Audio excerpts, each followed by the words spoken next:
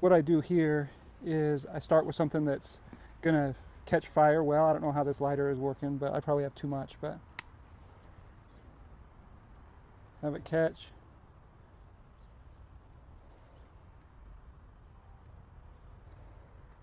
And then if I can keep that going, what I'll do is kind of add that down, push that down in there.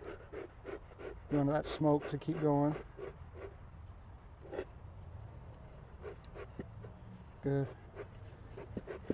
Get that smoking really well, and if I can get that smoking well, then I'll add some of these twigs from the tree.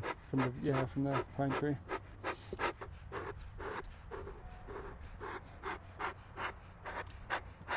Or just regular? Just regular. Okay. Oh yeah, that's going now, huh? Yeah.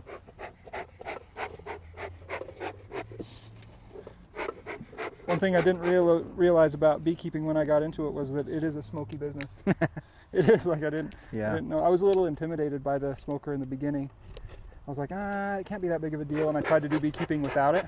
It didn't work. Really? Yeah, they get so cranky if you don't have smoke. So what caused you to be like, no, you definitely need to smoke? Well, I tried a different method, which was putting sugar water into a spray bottle, and spraying them. Oh yeah. Thinking that would work, and they were not happy with me.